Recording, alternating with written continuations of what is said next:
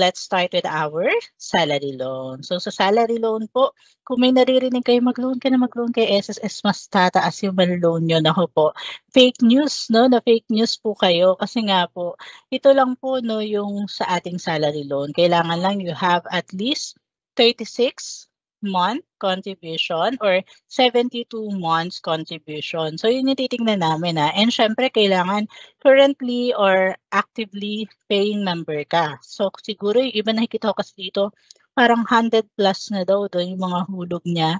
So, kahit na 100 plus pa yan, pero way back 2015, 2016 pa yan, 2020 pa yan, 2024 na po ngayon, ako hindi na po pwede. Kasi 'di ba, hindi lahat na nakikinig sa eskwela natin is employed eh. So, siguro may mga nakikinig din po dito ng mga individual members namin. So, tulad po ng binanggit ni Sir Jerry kanina, pag sinabing individuals, dyan papasok yung voluntary, self-employed, non-working spouse, OFW, no? Kaya po, ito pong pinapaliwanag namin sa inyo is generalize po to. Hindi yung nasabihin natin dahil salary loan yung term, para lang po sa mga nagtatrabaho yan, hindi po ganun. Okay? Provided po na kayo ay qualified, diba? Doon po sa mga binanggit ko po kanina, pwede po kayong makapag-loan. Ngayon, kung familiar naman tayo, ma'am, parang alam ko dati kapag magre-renew, kakailangan daw po at least 500 pesos na lang yung matitira. Nako, dati pa po yun, ha? So, sabi nga po natin, loan is only a privilege. So, sabi nga po natin, maaaring mabago, no, yung mga conditions sa mga susunod na panahon, no. So ngayon po ang loan renewal natin, dapat daw po at least 50% ng original principal amount na bayaran nyo na and at least 50% of the term has lapsed. Ang ibig po namin sabihin yan, di ba po, good for 24 months to pay, di ba, kapag po tayo ay naglo-loan. If in case no na nagkaroon ka ng pera, no, biglang naisip mo na 6 months pa lang, halos inubos mo na, sabihin natin, nag-loan ka ng 12,000 pesos. 6 months pa lang, 3,000 na lang no, yung remaining mo na balance. Talagang pinilit mo no, na mabayaran nyo na para mas mapaaga no, yung pagbabayad po ninyo. Tapos, biglang nagkaroon kayo ng problema, no? Sabihin natin, siguro inabot kayo ng pandemic, di ba? Mga 2020 siguro nangyari yun. So, kinailangan nyo ngayon, no? So, after 4 months, gusto mo na ulit mag-loan.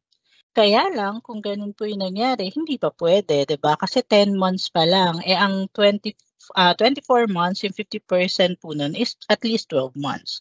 So, dapat daw po at least 1 year ka na nagbabayad. Kahit na less than 50% na talaga ng original principal amount, di ba?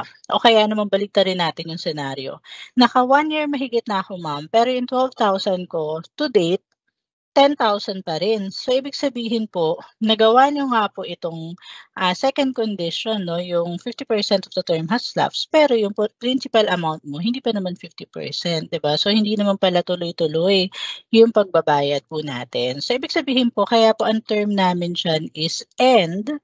Ibig sabihin, both qualifying conditions dapat po ma-met muna natin bago po tayo makapag-renew ng loan. So, hopefully clear po tayo dyan. And then may notation tayo kasi iba sabi, parang nalilito ako, ma'am. Kasi nung nauna kasi yung calamity loan ko tapos nag-salary loan ako. Bakit nung nag-salary loan ako, parang may bawas, no? Parang nagtataka ako, dapat mas malaki doon yung nakuha ko.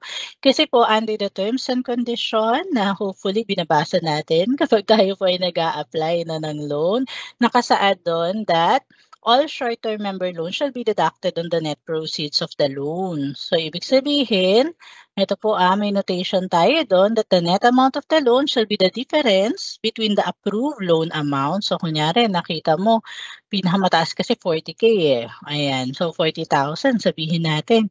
Tapos may balance ka pa pala na sabihin natin 8,000. O ini-expect mo mga 40, medyo konting bawas lang siguro, no? Hindi naman siguro 40 talaga, no? Tapos minus 8,000 pa. Naging 32, nagulat ka ngayon, no? Bakit mga 30 plus na lang? Ang alam ko 40.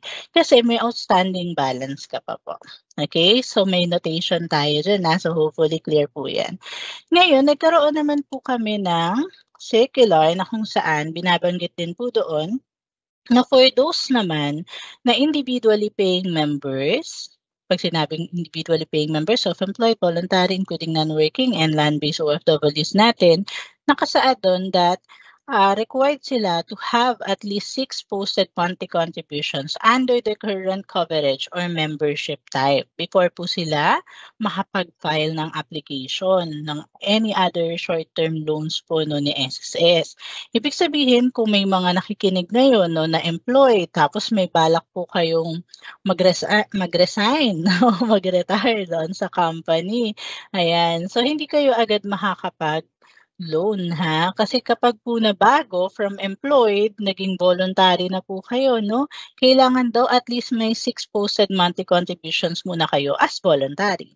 So on the 7th month saka lang po kayo makakapag-loan. Okay, so yan po yung ibig nating sabihin diyan sa advisory po natin na yan.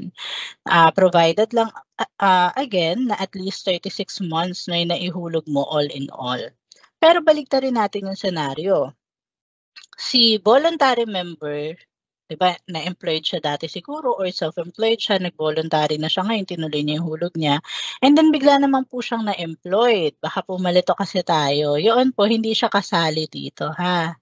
Okay, so puwedeng-puwede na po provided na at least naka-36 months contribution siya kung employed ang kanyang current 'no, coverage or membership, puwede. Okay, ito po para lang po sa mga individually paying members. So ano pa ba yung mga other terms and condition? Siguro po kasi iba sa inyo nasanay 'no, na every 10, 15, 20th, 25th last day of the following month 'no, yung pagbabayad daw, 'di ba? So mapa-contributions, mapa-loans 'no, nasanay sila na gano'n. So, dito po 'no, sinasabi po natin baka may mga nasanay pa po kasi 'no, ngayon po single payment deadline na po siya. Hindi na namin titingnan kung, ano po ba yung last digit number mo as a member, as an individual member or ano yung 10th digit number ng employer mo, 'di ba, kung employed ka. So hindi na po gano'n. Pero siyempre ang ano po namin diyan parang kumbaga mas pinalawak lang namin 'no, mas pinatagal lang namin na puwede ka pang magbayad 'no, pinatagal natin yung payment deadline. Pero kung mas maganda 'no, kung merong naman palang pambayad ng on the 10th, on the 15th, on the 20th parang ayaw mo ng sumabay 'no, dun po sa mga last day, o 'di mas okey po 'no, para po at least wala na rin po tayong problemahin pa. Okay, so hopefully clear po tayo diyan. So next po, ayan. Pero tulad din po pala ni contributions 'no, sa loans po natin kapag yung payment deadline falls on a weekends or a holiday po, the payment, may be made on the next working day. So yun naman po lagi yan 'no, pa-country or loans man po yan. Then we have the 10% interest rate per annum. Per annum meaning per year po yan, At saka may tinatawag po tayo ngayon 'pag nakita niyo dun sa disclosure statement, may term na advance interest. Yun po yung prorated interest from the date of loan granting up to the end of the month prior po sa first amortization month shall be deducted from the loan proceeds. So sabi ko sa inyo maraming mga bago, no? Pero yung penalties po natin, 1% pa rin po siya per month. Pero ang kinlaro natin dito 'no, ang nabago dito, dati kasi ang haba ng computation 'pag sinabing penalties, i-di-divide pa sa 365, may mga gano'n pa 'no. Ngayon ang ibig po naming sabihin dito, a fraction of a month equivalent na sa 1%. Ibig sabihin na late ka kahit 1 day, 2 days, 3 days lang po 'yan, equivalent na agad sa 1%. So mas madali na pong ma-compute 'no, kung magkano po ba yung penalties. Okay, so other terms and conditions natin, kung nasanay tayo 'no, na ay naku good for 2 years naman 'yan 'no, so magbabayad ako siguro palipasin ko na lang yung 1 year and then saka ko babayaran na 'yan bago pa matapos 'no, yung 2 years ko. Hindi na po puwede 'yun baka mamaya may gumagawa po niyan sa inyo. Although sa mga employed member natin wala pong problem kasi nga po dapat si employer 'no, they, have the responsibilities 'no, na dapat ide-deduct ito sa inyo. Pero sa mga individual members po na nakikinig ngayon, naku po, huwag niyo pong hahayaan na yung 6 months, more than 6 months ng amortization niyo ay hindi niyo babayaran consecutively. Kumbaga, pinalipas mo talaga yung 6 months tuloy-tuloy 'no, tapos hindi ka talaga nagbayad. Kasi pagdating ng 7th month na hindi ka nagbayad, it shall result to loan default. So 'pag sinabi po nating defaulted na yung loan, it shall be subjected to 10% interest rate per annum and 1% penalty per month on unpaid principal and interest until fully paid. And yung full balance ng loan na dapat hindi pa, 'di ba? Kaya lang nga po, hindi tayo nakapagbayad for more than 6 months. Yung full balance of the loan shall become due and demandable. Kailangan na daw po talagang bayaran na lahat. Okay, para po clear sa atin 'yan. And siyempre po ang filing ng loan. O baka nasanay po tayo dati 'no, na over the counter pa, pumupunta pa tayo sa branch. Hopefully wala nang pumupunta po dun ha, kasi online filing po yung application natin via My.SSS facility for salary and calamity loan. Except ang exemption to the rule is yung Educational Assistance Loan Program na ituturo ko rin naman po sa inyo mamaya. Okay?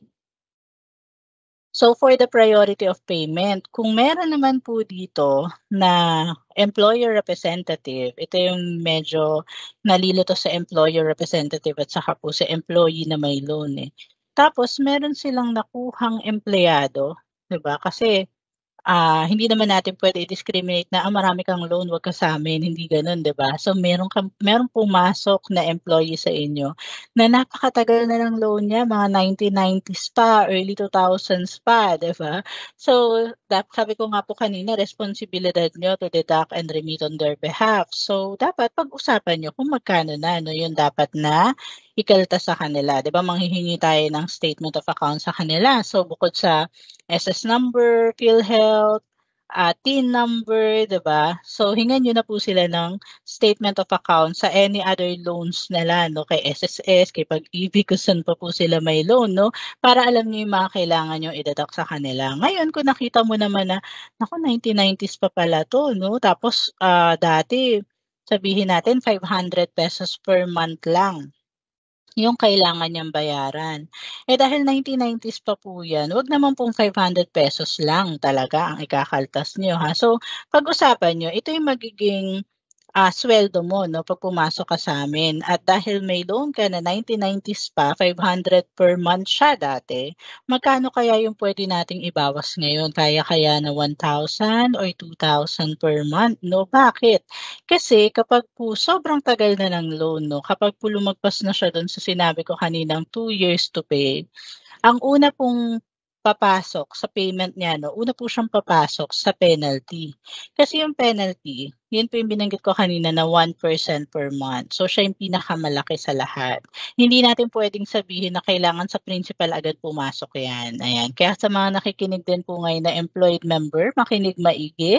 Baka nagtatampo kayo kay employer or hindi na naniniwala na kinakaltasan kayo 'no, kasi parang bakit gano'n pa rin 'no yung aking principal, kasi po sa penalty muna po siya unang papasok. So once na na-consume, natapos na 'no, naubos na yung penalty nung kanyang loan, saka pa lang po papasok yung kanyang payment sa interest. So until such time na hindi pa nauubos 'to, itong interest tumataas, 'di ba? So ang sabi ko kanina 10% interest rate per annum po 'yan, okey? So pangalawa sa pinakamalaki. So penalty muna. Then 'pag naubos na po 'yan, saka pa lang po papasok yung payment sa interest, 'pag naubos 'yan, saka pa lang papasok yung inyong payment sa principal. So hopefully clear po tayo ha sa priority of payment, ayan. Kaya wala na po sanang magtampuhan na employer at employee.